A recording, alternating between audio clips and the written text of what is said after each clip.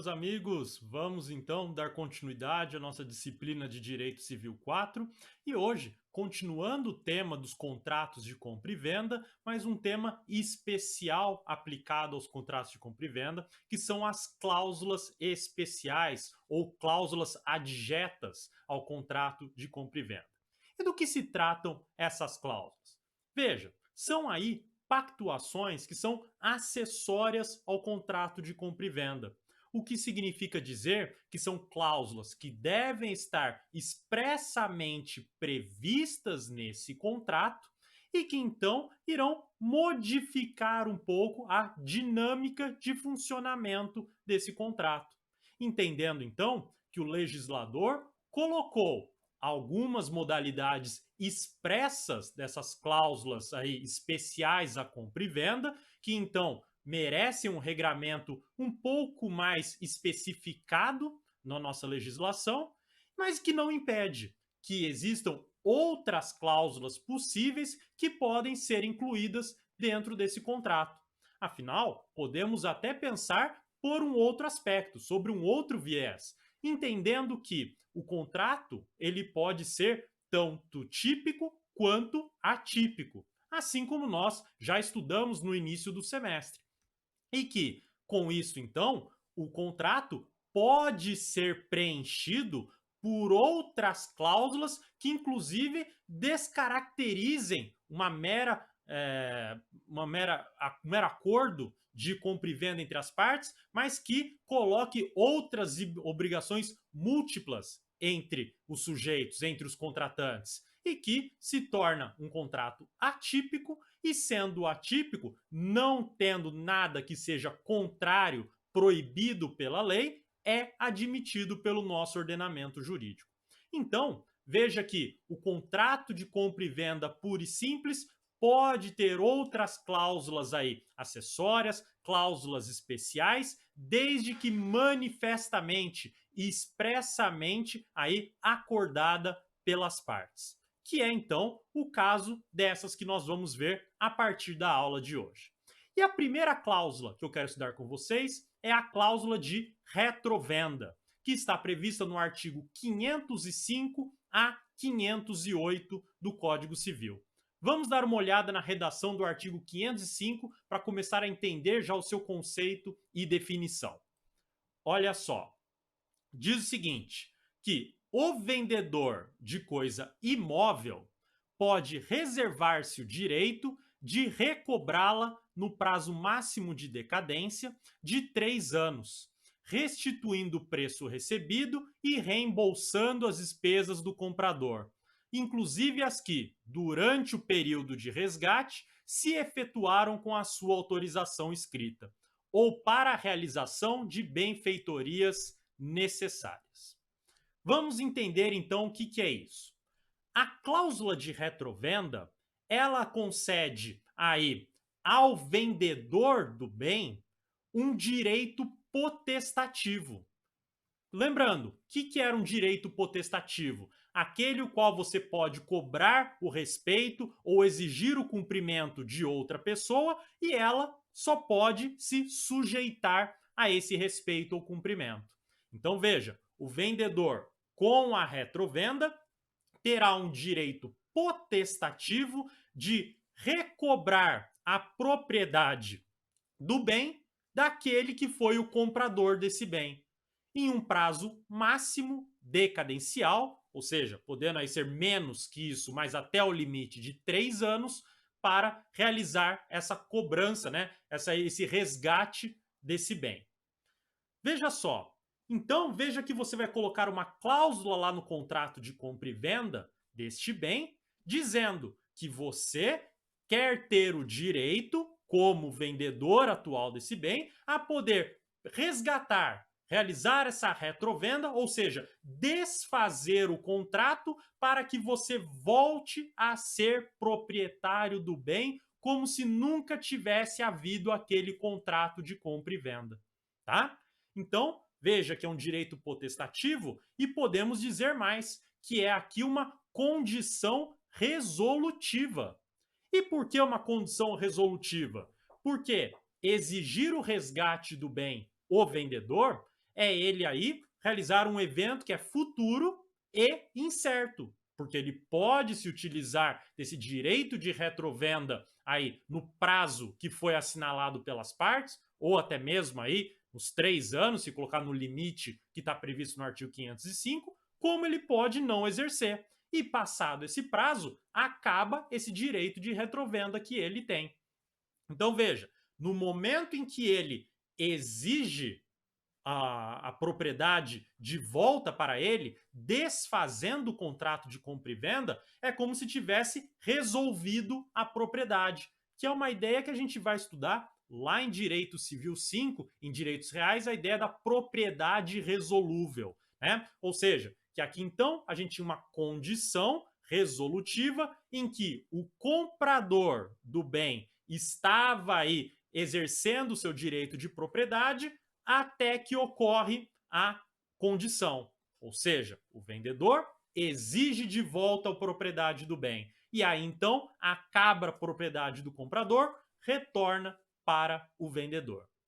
Tanto que, veja só que eu estou destacando para vocês que a retrovenda não é um novo contrato para transferir o bem para o vendedor.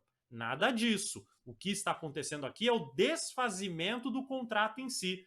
Tanto que, para fins tributários, se vocês quiserem saber bem esse funcionamento, veja que não há pagamento do imposto de transmissão sobre bens imóveis, por exemplo, o caso do ITBI, no caso de você acionar a cláusula de retrovenda.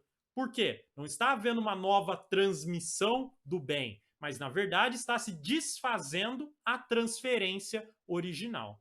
Ok? E veja, isso acontece não de forma gratuita. Eu não posso exigir do comprador o bem de volta sem ter que pagar ou devolver nada. O próprio artigo está dizendo lá. Vamos voltar na redação para vocês verem bem. Olha só. Falando aqui, ó, que restituindo o preço recebido e reembolsando as despesas do comprador, inclusive as que durante o período de resgate se efetuaram com a sua autorização escrita ou para a realização de benfeitorias necessárias. Então veja, o que o vendedor recebeu pelo bem, ele vai ter que devolver.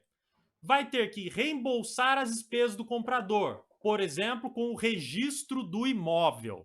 E daí então vai ter que reembolsar esse valor. E, inclusive, as que, durante o período de resgate, ou seja, dentro desse prazo, que poderia ser aqui de 3 anos no máximo, né? Nesse período, se efetuaram com a sua autorização escrita. Então, veja, se teve uma despesa, algum gasto aí com o imóvel e você pediu autorização desse vendedor original para a realização dessa despesa, veja que então você pode pedir de volta esse valor, porque a autorização escrita foi dada para essa despesa. Ou até mesmo também vai encaixar aqui nesse reembolso a realização de benfeitorias necessárias, que nós já estudamos aí benfeitorias necessárias e a ideia então daquelas que servem para aí manter a integridade, a estrutura do bem, por isso chamadas de necessárias, porque são obrigatórias para que o bem subsista, né, para que ele então tenha sua existência aí garantida. E veja que com isso então a gente exclui as benfeitorias úteis e voluptuárias. Úteis porque é uma ideia daquele que é proprietário de aumentar a utilidade do bem, e voluptuárias porque é só para o embelezamento, né, aformoseamento do bem. E não faria sentido ter aí reembolso por essas benfeitorias, porque afinal são aí comodidades, de certa maneira, que são criadas pelo próprio proprietário, o que poderia ser inclusive uma manobra para deixar o imóvel mais caro e impedir o uso, né, a execução dessa cláusula de retrovenda. Bom, veja só, algumas questões interessantes nós temos que tratar aqui. A primeira delas é que a retrovenda deve-se tomar muito cuidado com o seu uso. E por que muito cuidado?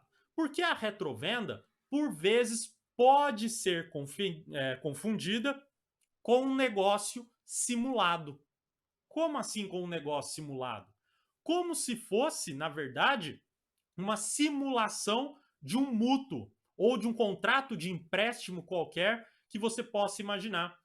E que então eu coloco como forma de retrovenda, para não precisar me valer da força aí do poder judiciário para executar o débito havido. Como assim, professor? Não consigo entender esse exemplo. Vamos imaginar então uma hipótese aqui. Vamos imaginar que eu te empresto um determinado valor. Então, te empresto aí um dinheiro que você está precisando. E daí, eu sei que eu quero receber de volta esse dinheiro, né? Então, eu estou fazendo aí um contrato de mútuo, né? Então, empréstimo pela espécie do mútuo, te empresto esse dinheiro e eu quero, obviamente, receber de volta e seria bom até mesmo que eu tivesse uma garantia. Então, o que eu posso aí talvez fazer?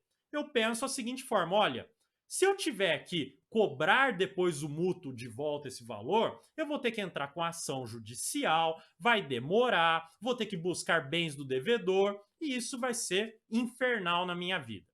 Então é o seguinte, eu vou simular um contrato de compra e venda com cláusula de retrovenda. Por quê? Eu te dou o dinheiro, que seria o dinheiro do mútuo, e você me dá, por exemplo, o imóvel. E aqui, então, eu já tenho uma garantia. Se você não me pagar o valor de volta do mútuo, você então não me restituir o valor, veja, eu exerço a minha cláusula de retrovenda aqui. Por quê? Porque agora eu fico com o imóvel como se fosse meu. Então, veja que agora eu tenho uma situação que, para garantir que você vá me pagar de qualquer forma e eu não preciso executar isso por meio do judiciário, eu simplesmente aciono a cláusula de retrovenda e pego para mim aquele imóvel. Pronto. Fingi que é um contrato de compra e venda com cláusula de retrovenda, mas na verdade é um mútuo aí que está sendo dissimulado, tá? Então, veja que tem esse problema aí e que causa, por vezes, muitas consternações nos casos concretos. Por isso que muito difícil, né? Está sendo cada vez mais complicado encontrar aí hipóteses do uso da cláusula de retrovenda e não de outros negócios, em razão dessa suspeita que por vezes acontece de haver aí algum tipo de fraude, algum tipo de simulação, tá? Segunda questão que é interessante falar. Veja que eu falei para vocês que iam dando um exemplo em dinheiro para entrega do imóvel e tudo mais, mas envolveu uma coisa imóvel. Mas e se for móvel? É possível ter retrovenda de coisa móvel, de bem móvel? Veja que se você fizer a leitura do artigo 505, parece que não. Parece que só seria coisa imóvel. Mas a doutrina e a jurisprudência não concordam com essa opção. A maioria, e inclusive a jurisprudência consolidada pelo STJ, vai dizer que é possível ter retrovenda em coisa móvel, sim, tá? Aqui, na verdade, entende-se que o artigo 505 a 508 está somente regulamentando a retrovenda da coisa imóvel, mas não proíbe expressamente da coisa móvel. E por isso é possível se utilizar da retrovenda de coisa móvel como uma forma de garantia do contrato que está sendo feito, no contrato de compra e venda feito pelas partes. Nesse sentido que eu estou falando para vocês, só a título aqui de curiosidade, vejam este recurso especial, tá? Número 260.923, lá do STJ, que na ementa, olha só o que diz. Consoante o entendimento pretoriano, não há incompatibilidade entre a cláusula de retrovenda e o contrato de compra e venda de bens móveis, funcionando aquele puramente como garantia, sem força suficiente, portanto, para anular o negócio jurídico em sua integralidade. E aqui, obviamente, sempre deve-se tomar cuidado para verificar se não é um caso de simulação, né? De aí então você ter, na verdade, um outro contrato e que está se utilizando a cláusula de retrovenda para então dissimular o contrato aí simulado, tá bom? Muito bem. Trazidas então essas ideias iniciais sobre a retrovenda, podemos então avançar sobre os outros artigos aí para então compreender como que funciona na totalidade essa cláusula. Vamos para o artigo 506. Olha só. Se o comprador se recusar a receber as quantias a que faz jus, o vendedor, para exercer o direito de resgate, as depositará judicialmente. Então, aqui, o artigo 506 está falando aqui uma regra bastante simples. Então, veja, o comprador não quer aí dar execução à cláusula de retrovenda, então, o que eu, vendedor, vou poder fazer? Vou poder propor aqui uma ação de consignação em pagamento e que ficará depositado judicialmente os valores devidos pela retrovenda para que o bem volte a ser da minha propriedade, tá? Veja que aqui então a gente tem uma situação, inclusive, que foge até um pouco do escopo da ação de consignação em pagamento tradicional. Porque a ação de consignação em pagamento tradicional, a ideia é que você deposita o valor judicialmente para se ver livre da dívida. E ponto final. Isso aí com a sentença judicial reconhecendo que foi regular o pagamento. Agora, nessa ação de consignação em pagamento aqui do artigo 506, você não só pede para aí reconhecer que você pagou, restituiu os valores e reembolsou os valores todos necessários de forma integral, como também você pede o desfazimento do negócio, do contrato de compra e venda, pelo exercício da cláusula de retrovenda. Então tem um a mais nessa ação, tá? Vamos para o parágrafo único. Olha só. Verificada a insuficiência do depósito judicial, não será o vendedor restituído no domínio da coisa, até e enquanto não for integralmente pago o comprador. Aqui, o mais óbvio de tudo, né? Você precisa pagar tudo que foi aí recebido, reembolsar tudo regularmente para se ter aí de volta restituído no domínio da coisa. Senão, não faz sentido você ter de volta pagando menos do que é devido, ok? 507. O direito de retrato, que é cessível e transmissível a herdeiros e legatários, poderá ser exercido contra o terceiro adquirente. Então, veja só, 3 regras aí importantes nesse artigo 507, apesar de ter aí uma redação simples. Primeiro, é possível fazer cessão desse contrato, cessão desse crédito, cessão da retrovenda em si, tá? Então você pode ceder para uma terceira pessoa esse contrato que vai ter aí a cláusula de retrovenda e essa terceira pessoa poderá exercer essa cláusula. Segundo, se houver falecimento daquele que era o vendedor, os seus herdeiros e legatários poderão exercitar aí a retrovenda também.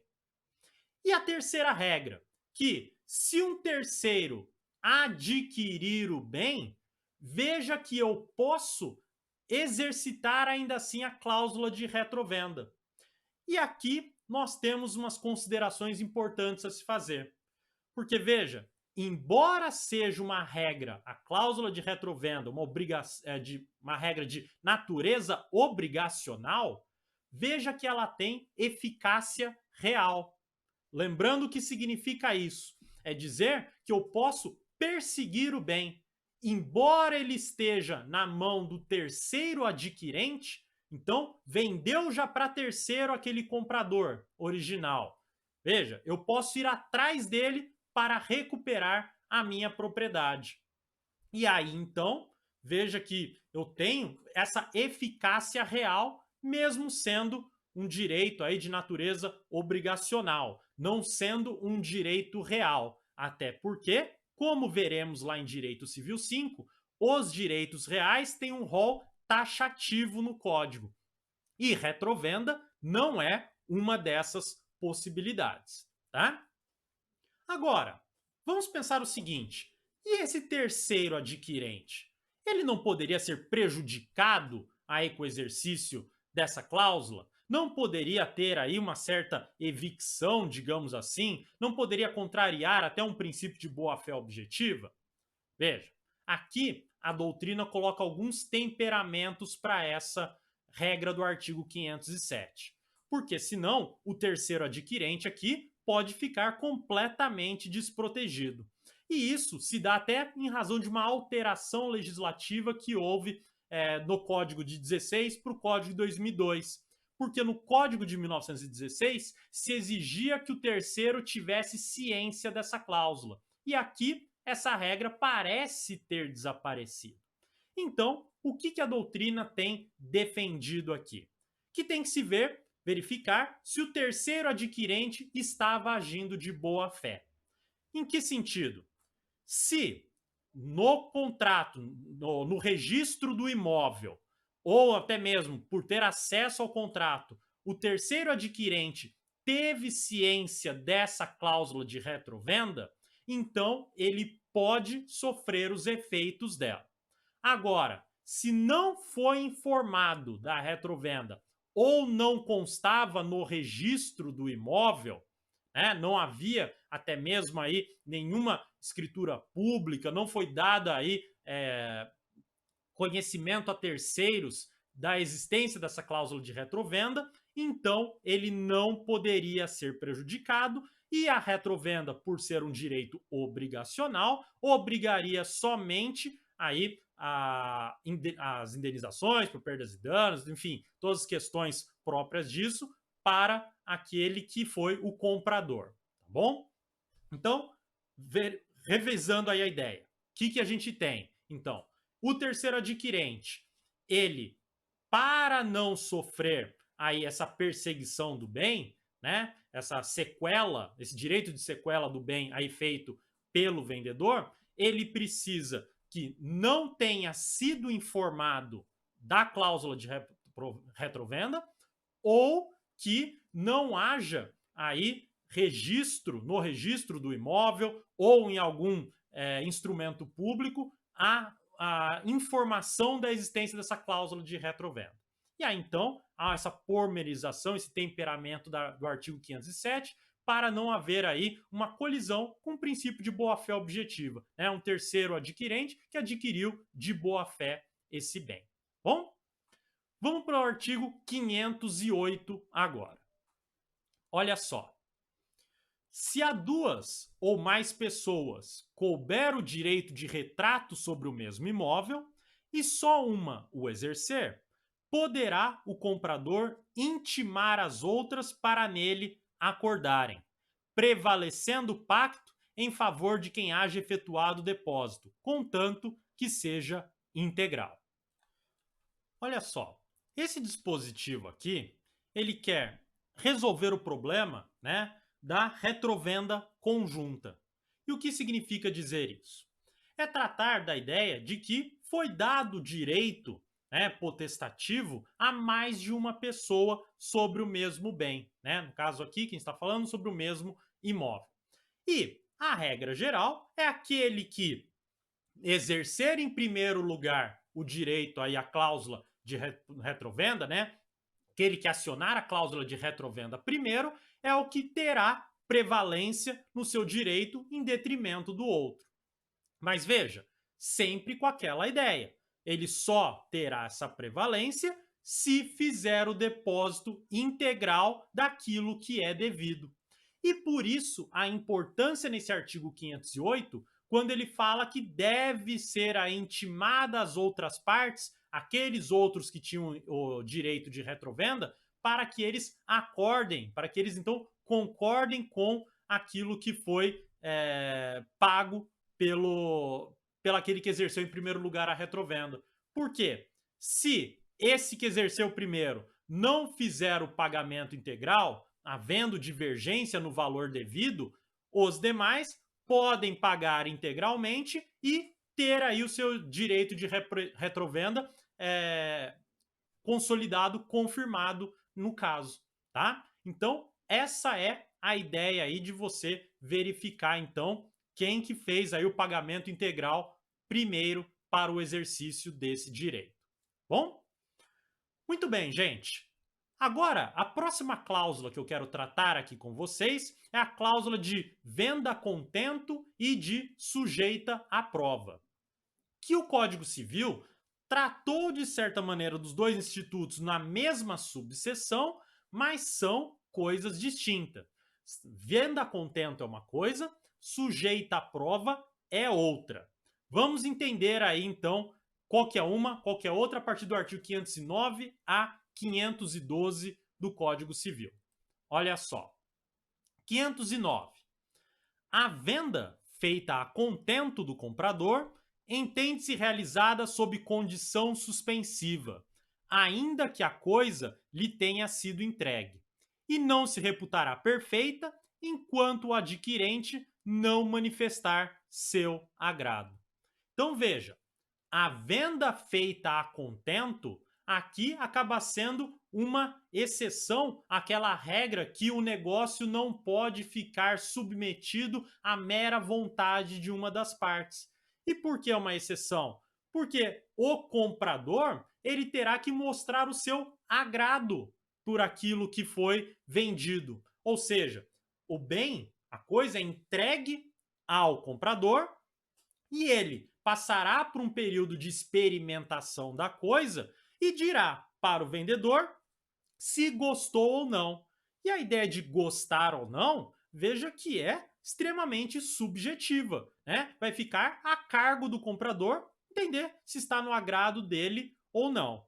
Mas veja, aqui a gente também precisa ver essa ideia com certos temperamentos e entender que esse agrado também não pode ser aqui abusivo, né? Não pode aqui também se manifestar de forma abusiva. Então tem que ter uma certa justificativa aqui na manifestação de o bem não estar do agrado daquela pessoa. Embora seja uma, vamos dizer assim, uma possibilidade argumentativa baixíssima aqui por causa da subjetividade inerente da ideia do agrado, tá?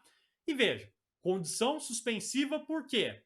Você tem lá um contrato que não vai produzir efeitos, não vai considerar perfeito, né? E então celebrado, enquanto não houver uma manifestação de vontade daquela pessoa, daquele comprador. Cumprido esse evento futuro incerto, aí o contrato passa a produzir efeitos e a compra e venda é então formalizada e executada. Bom? Agora, a gente tem também a venda sujeita à prova, que está no artigo 510. Olha só.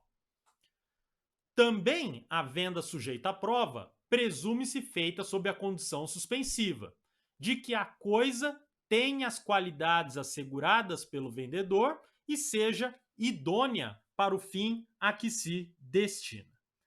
Olha só, esse artigo 510, então, falando da venda sujeita à prova, veja que a gente tem agora um critério objetivo. Por quê? Vai ter que o comprador confirmar que aquele bem, aquele produto, aquele móvel, imóvel, seja lá o que for, né? Aquela coisa, ela tenha as qualidades que o vendedor disse que tinha. E mais, sirva de fato para o fim que se destina. Então, veja que aqui a gente já tem uma certa dificuldade para o comprador, porque ele, no momento em que adquire aquele bem, né, ou até mesmo ele recebe esse bem para possivelmente adquirir futuramente, né, cumprindo a condição suspensiva, ele vai ter que então verificar: é feito do material que o vendedor disse que tinha, a atividade, né, a aplicação desse bem serve para aquilo, funciona bem?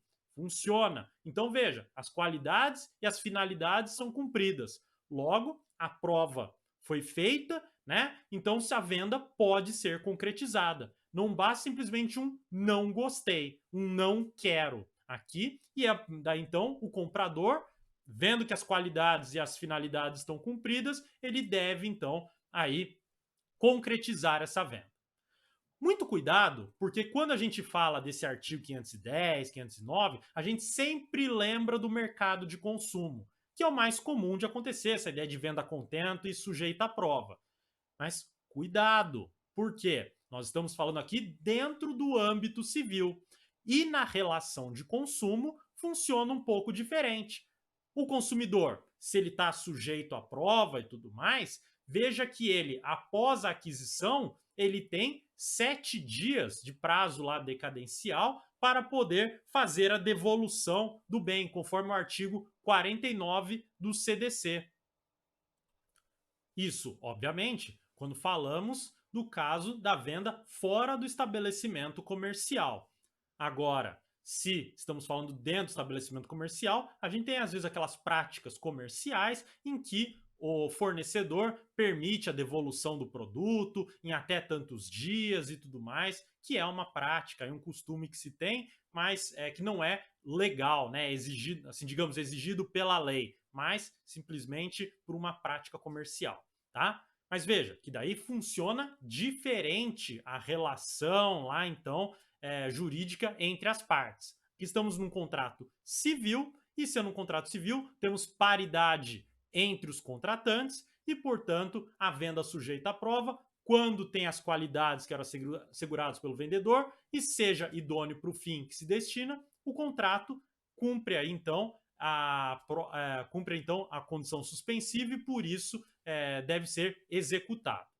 Lembrando que pode ser que tenha um problema aí de qualidade e tudo mais, que seja oculto, né? A ideia do vício oculto. E aí, voltamos lá para as regras dos vícios redibitórios que nós já estudamos anteriormente. Bom, vamos para o artigo 511. Olha só. Em ambos os casos, as obrigações do comprador, que recebeu, sob condição suspensiva, a coisa comprada, são as de mero comodatário, enquanto não manifeste aceitá-la. Veja, é aquilo que eu falei para vocês.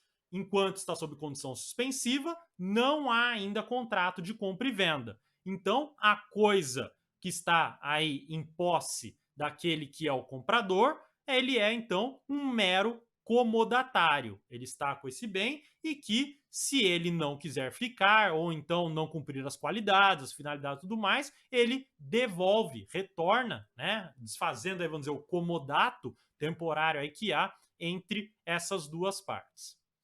Agora veja só, essa venda a contento ou essa venda sujeita à prova pode ter um prazo assinalado pelas partes. Então veja, comprador, você tem aí 5 dias para experimentar o produto e decidir se você quer realmente ficar com ele ou não. Ou então, pode ser que as partes não estipulem um prazo certo para isso. E não estipulando um prazo, qual que vai ser então aí a forma de você cobrar o cumprimento, né, a execução aí desse contrato de compra e venda, torná-lo perfeito de fato? Aí a gente aplica o artigo 512. Olha só. Não havendo prazo estipulado para a declaração do comprador, o vendedor terá direito de intimá-lo judicial ou extrajudicialmente, para que o faça em prazo improrrogável. Então veja, você intima, seja para um processo judicial ou uma notificação extrajudicial, para que em tantos dias manifeste se está do seu agrado, está ao seu contento, ou se a prova foi feita e você confirma então as qualidades, as finalidades. Veja, aqui o que se entende? E se não houver manifestação do comprador nesse prazo improrrogável aí dado pelo vendedor? Veja, a ideia é que se confirme a compra. E por que se confirma? Porque entende que o comprador ficando com a coisa, né, usufruindo da coisa, é como se ele tacitamente, por uma razão até de boa fé, ele tenha então aceitado, ou seja, que ele tenha gostado da coisa e ele então deseja ficar com ela e concretizar a compra e venda. E com isso, então, não havendo essa manifestação no prazo, pode aí o vendedor exigir o preço devido e talvez até as perdas e danos, se for o caso aí em razão do atraso da manifestação desse comprador. Bom, agora então, vamos dar uma olhada na regra aqui de preempção ou preferência, outra cláusula especial da compra e venda, prevista entre os artigos 513 a 520 do Código Civil. Olha aí o 513. A preempção ou preferência impõe ao comprador a obrigação de oferecer ao vendedor a coisa que aquele vai vender ou dar em pagamento, para que este use de seu direito de prelação na compra, tanto por tanto. Então aqui, gente, a ideia do direito de preferência é que se a coisa que, por exemplo, eu vendi para você e você está querendo alienar para outra pessoa, veja, eu terei preferência em adquirir essa coisa nas mesmas condições, no mesmo preço, nos mesmos valores oferecidos por esse terceiro. Então, entre o terceiro e a mim, eu tenho preferência na reaquisição daquele bem, em razão da existência dessa cláusula de preferência no nosso contrato de compra e venda. E aí, então, qual que é o prazo que pode ser dado aí para o exercício desse direito de preferência quando notificado o vendedor da intenção do comprador de realizar a venda da coisa? Aí a gente aplica o parágrafo único. Olha só. O prazo para exercer o direito de preferência não poderá exceder a 180 dias, se a coisa for móvel, ou a 2 anos, se imóvel. Então, olha só, o direito de preferência, portanto, né, lá na cláusula expressa do direito de preferência, quando você estipular um prazo, esse prazo para coisas móveis tem que ser de até 180 dias, e se for imóvel, de até 2 anos. Mas e se não tiver prazo estipulado pelas partes? E se ela só colocar o direito de preferência, mas não estipular um prazo em si para o exercício desse direito, para executar essa cláusula? Ah, então aplica-se a regra do artigo 516. Olha aí na sua tela. Inexistindo prazo estipulado, o direito de preempção caducará se a coisa for móvel, não se exercendo nos 3 dias, e se for imóvel, não se exercendo nos 60 dias subsequentes à data em que o comprador tiver notificado o vendedor, tá? Então, se não tem prazo, notifica o vendedor que tem a intenção de realizar a venda, e aí então ele terá para a coisa móvel 3 dias para se manifestar, e para o imóvel ele terá 60 dias. Bom? Vamos então agora voltar para a regra do artigo 514.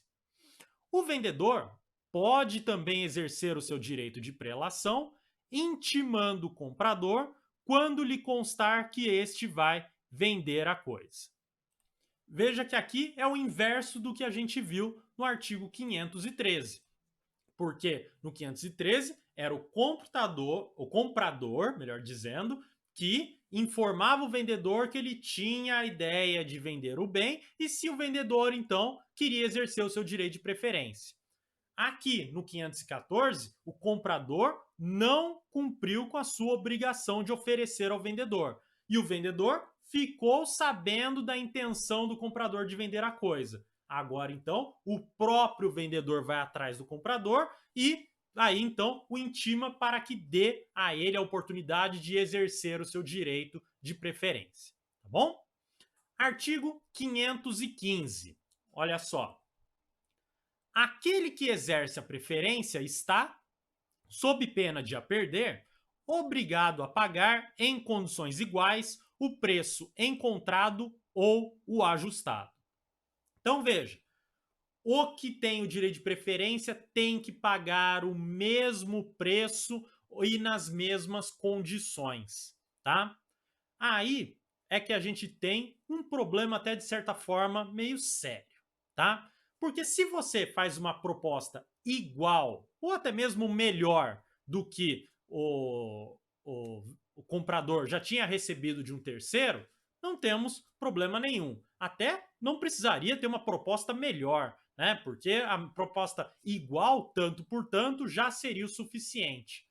Agora, O problema é quando as condições feitas aqui podem ser aí, talvez, diferentes, mas é difícil dizer se há uma certa equivalência ou até benefício para o vendedor original ou o terceiro. Quando, por exemplo, a gente tem parcelamentos diferentes, quando a gente tem aí, ainda que preços diferentes, mas pagos de uma maneira mais rápida ou mais longa, mais aí prolongado no tempo. Então, digamos, o vendedor, ele, por exemplo, oferece pagar um pouco menos, mas à vista, enquanto que o terceiro oferece pagar um preço maior, mas parcelado a perder de vista. Afinal, aí qual que é mais benéfico, né? Qual que teria aí preferência? Poderia o vendedor exigir o cumprimento desse contrato, o seu direito de preferência ou não? Fica complicado, porque as condições, a variação das condições podem se mostrar mais benéficas ou não.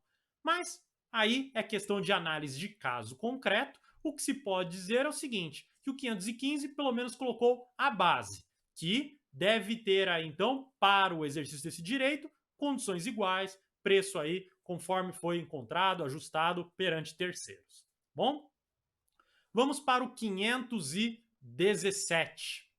Olha só. Quando o direito de preempção for estipulado a favor de dois ou mais indivíduos em comum, só pode ser exercido em relação à coisa no seu todo. Se alguma das pessoas a quem ele toque perder ou não exercer o seu direito, poderão as demais utilizá-lo na forma sobredita.